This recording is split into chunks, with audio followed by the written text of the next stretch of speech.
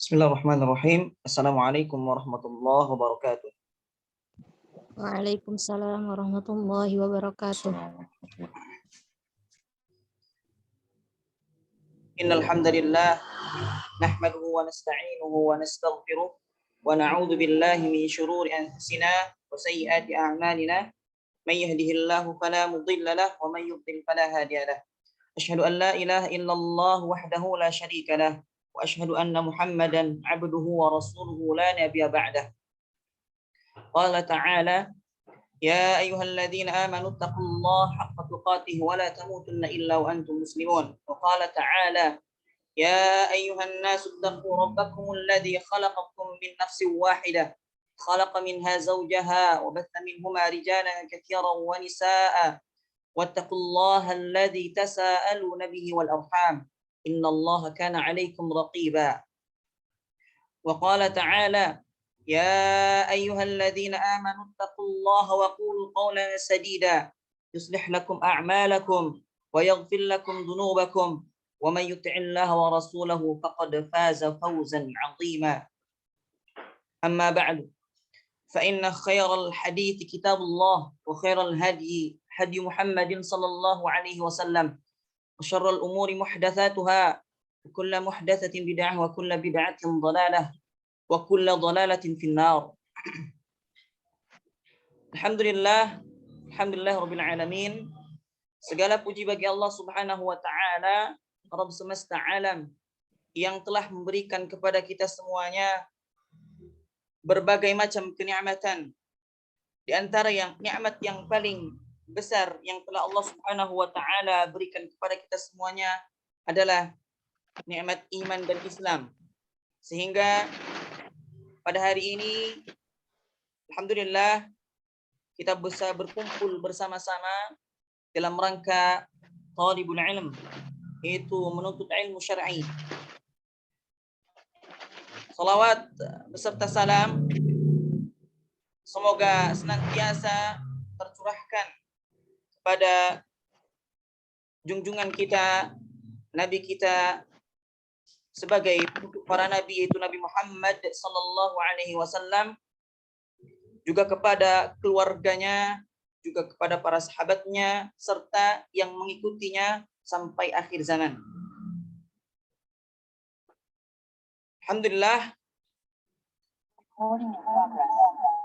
sebelum kita masuk, mohon untuk mic-nya di mute ya. Baik. Sebelum kita masuk ke materi syarah atau penjelasan matan Tuhfatul Atfal wal Ghilman fi Tajwidil Quran, insyaallah kita akan terlebih dahulu membahas mabadi'u ilmi tajwid, yaitu dasar-dasar ilmu tajwid. Dasar-dasar ilmu tajwid. Silakan kepada ikhwan atau akhwat bisa membuka buku yang telah di-share di grup. Buku yang telah di-share di grup bisa dibuka.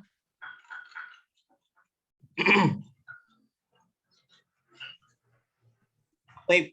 Di dalam buku yang telah di-share di grup, mudah-mudahan semuanya sudah mendownloadnya, kemudian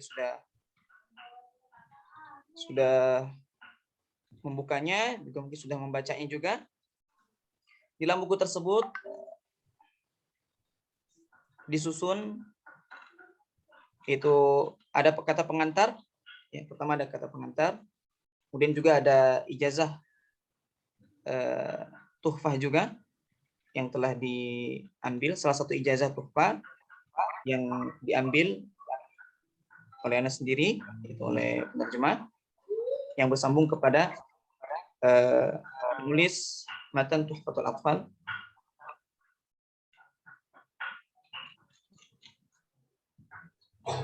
Ini contoh salah satu ijazah ya.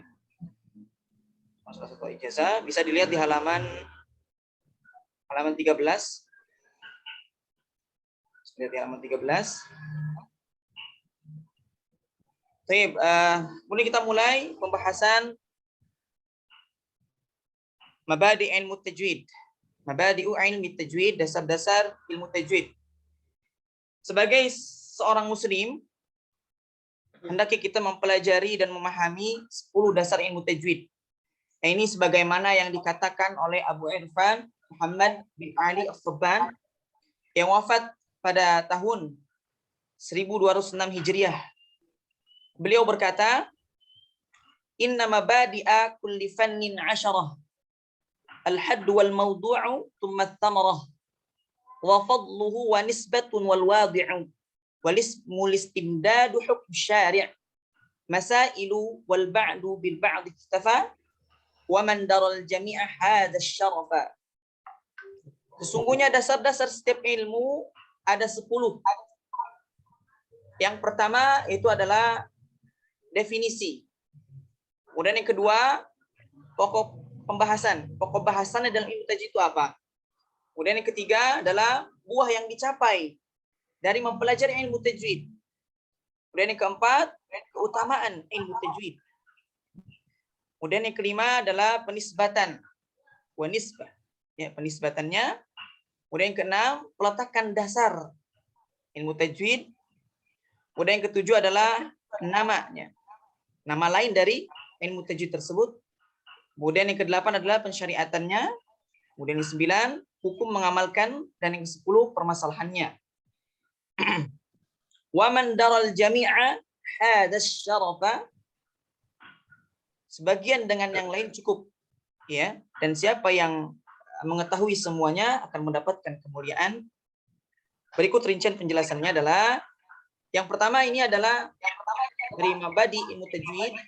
Dasar-dasar ilmu tajwid, yang pertama adalah definisi. Ya, kita harus mengetahui apa itu definisi tajwid.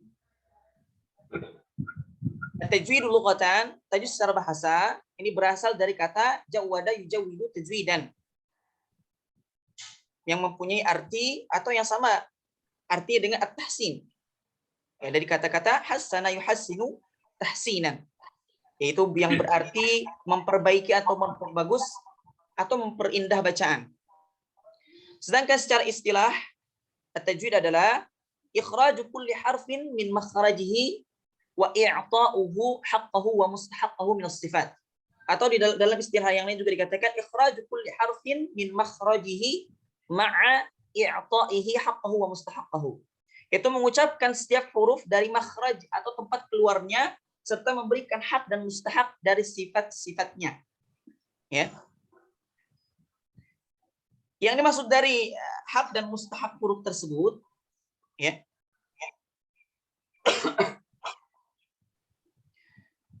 hak huruf tersebut adalah yang bersifat mutlak, ya, yang bersifat mutlak. Dengan mustahak huruf itu yang bersifat kondisional. Jadi ada sifat-sifat yang mutlak, ada sifat-sifat yang kondisional.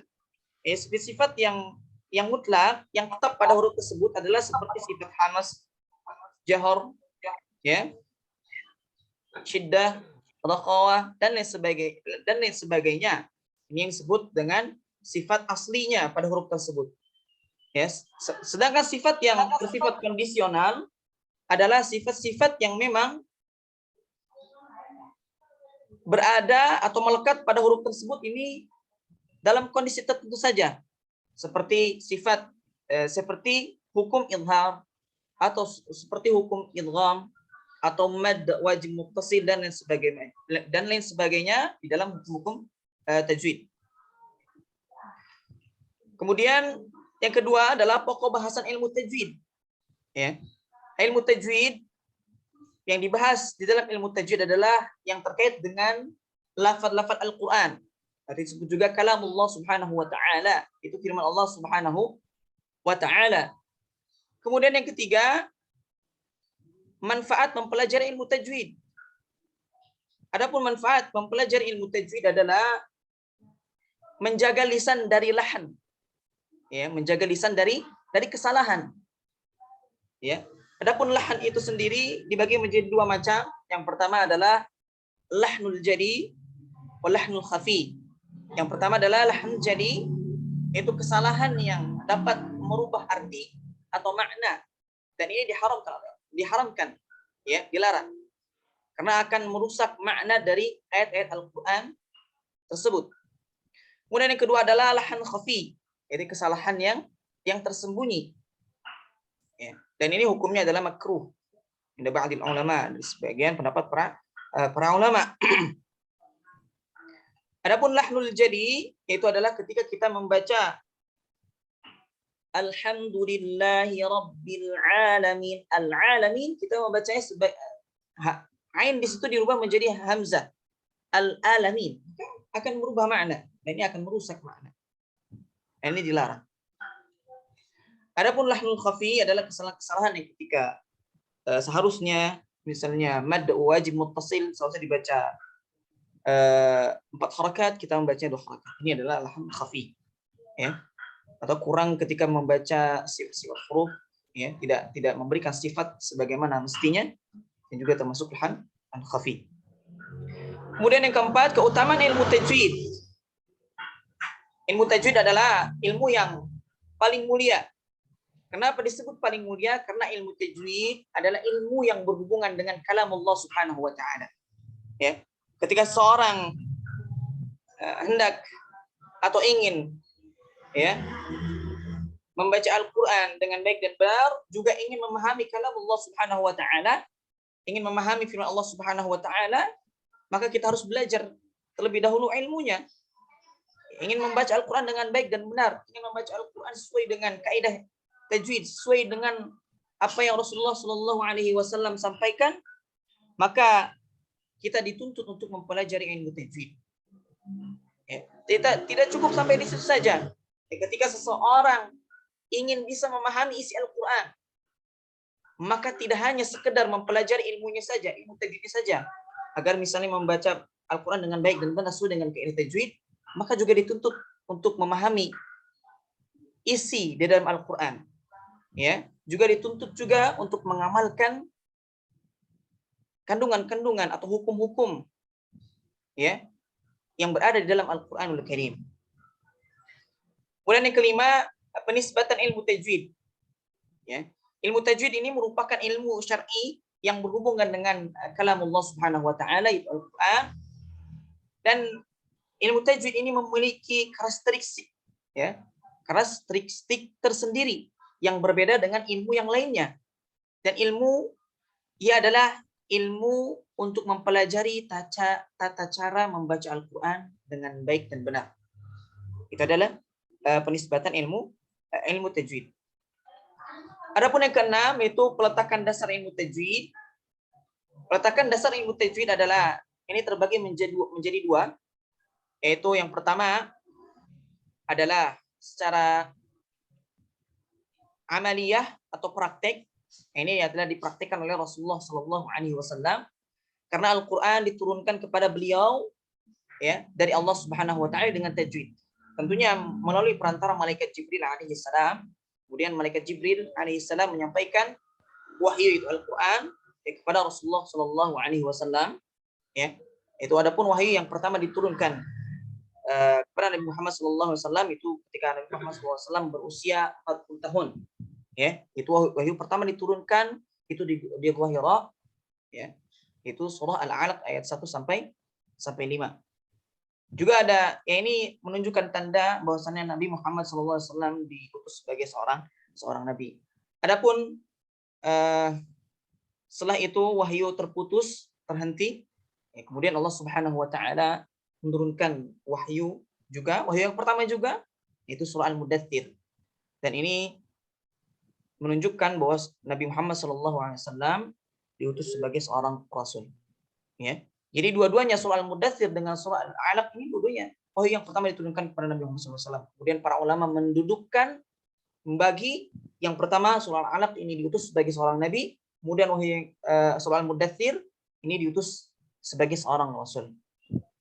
Kemudian peletakan dasar yang kedua adalah nazariyah, ya, nazariyah, yaitu teorinya.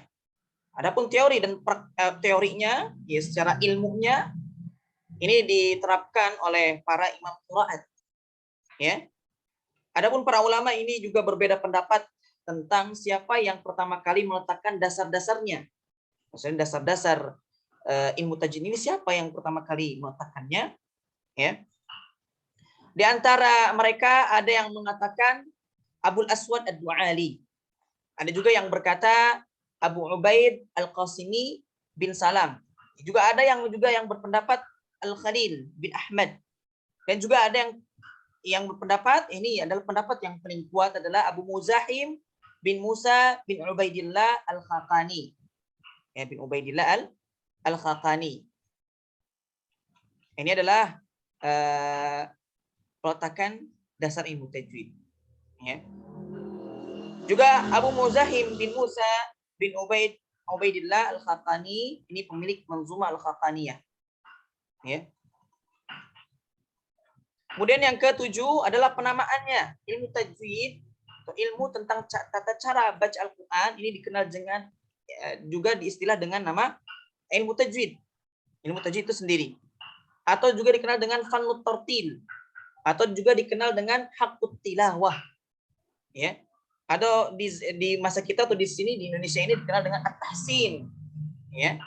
Sering sering digunakan kata dengan istilah at-tahsin. Ya. Adapun sandaran ilmu tajwid yang ke-8, ilmu tajwid bersandar kepada riwayat-riwayat yang datang dari para ulama dengan sanad mereka, yaitu sampai kepada Rasulullah Shallallahu Alaihi Wasallam.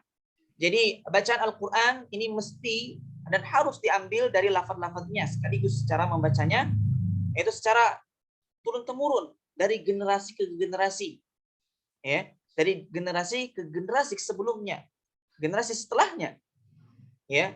Kemudian mewariskannya kepada generasi yang akan datang, ya.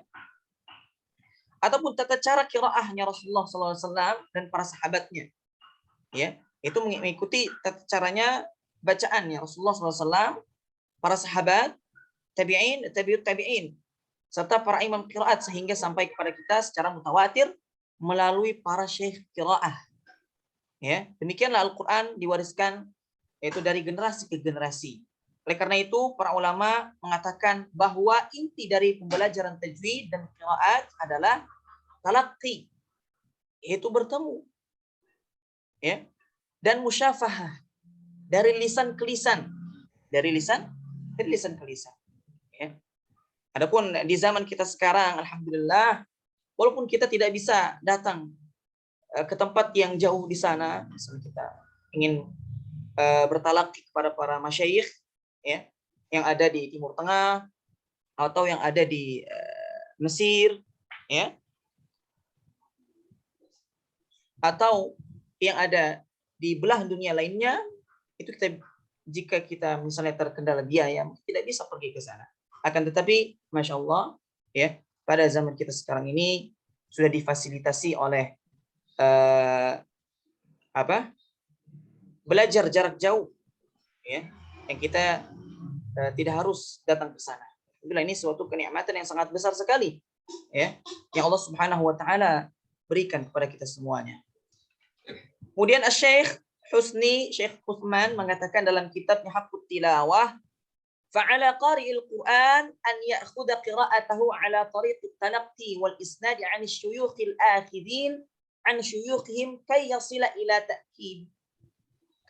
ila ta'kidin min anna tilawatahu tutabiq ma ja'a an Rasulillah sallallahu alaihi wasallam bi sanadin sahihin muttasilin. Maka hendaklah para pembaca Al-Quran mengambil bacaannya, mempelajari Al-Quran dengan jalan talaqi, ya, dan mengambil sanad dari para syekh atau guru yang mereka mendapatkan bacaan itu dari guru-guru mereka, agar sampai pada kepastian bahwa bacaan yang dipraktikkan tersebut sesuai dengan apa yang datang dari Rasulullah SAW dengan sanad yang bersambung lagi sahih. Kemudian juga beliau melanjutkan, amma ini i'tamada fi qira'ati ala ma qara'a fi butunil kutub au taqlidin ma sami'ahu min qurra'il idha'at fayakuna qad hadama ahad arkanil qira'ati sahihati thalatha wa ta'uddu qira'atuhu 'inda dhalik. min babil kadibi bi riwayatil Qur'anil Karim. Adapun apabila ia hanya mendengarkan bacaannya pada apa-apa yang ia baca dari buku-buku atau sekedar mengikuti apa yang ia dengarkan dari rekaman para qari, ya sekarang kan kita banyak sekali rekaman-rekaman, ya, rekaman-rekaman atau murotal-murotal yang masya Allah kita juga bisa mendengarkannya, ya, kita bisa juga mendengarkannya. Ya. Tapi tidak cukup hanya itu saja, kita perlu juga bertalaki, yang memang ketika kita membaca ada yang mengoreksinya. Seorang guru tersebut bisa mengoreksi bacaan kita. Beda ketika kita mendengarkan dari rekaman-rekaman audio, ya, qari-qari misalnya. Kita ketika membaca tentunya tidak ada yang mentasihnya, tidak ada yang membetulkan bacaan kita, ya. Maka artinya ia telah menjadi orang yang meruntuhkan salah satu dari 3 rukun bacaan yang sahih. Sedangkan bacaan yang ia riwayatkan kepada orang lain dapat terhitung sebagai salah satu kedustaan terhadap periwayatan Al-Quran Karim. Ya. Jadi bukan berarti ketika kita mendengarkan rekaman-rekaman, ya, murattal itu dilarang, tidak. Ya, dibolehkan. Itu hanya sebagai alat bantu kita saja. Ya. Adapun jika ingin lebih mendalam, ingin mengetahui bacaan-bacaan yang sahih, maka kita perlu bertalaki dengan guru kita. Ya. Dengan guru kita yang mempunyai sanad Al-Quran yang bersambung kepada Rasulullah Sallallahu Alaihi Wasallam. Baik, Ana cukupkan dulu, ya, karena Zoom Ana terbatas, waktunya sampai 40 menit. Jadi Ana harus tutup dulu. Baik, setelah 10 menit dari sini, ya, setelah 10 menit nanti Ana himbau untuk masuk lagi untuk agar masuk kembali, ya. Jadi istirahat 10 menit, kita lanjut. Ini baru sampai dasar-dasar ilmu tajwid yang ke-8, yang terakhir. Insyaallah kita lanjut setelah 10 menit dari sekarang, yaitu yang mabadi ilmu tajwid atau dasar-dasar ilmu tajwid yang ke-9 insyaallah taala. Baik, kita tutup dulu. Subhanakallahumma wa bihamdika asyhadu an la ilaha illa anta astaghfiruka wa atubu ilaik. Assalamualaikum warahmatullahi wabarakatuh. Waalaikumsalam Warahmatullahi wabarakatuh.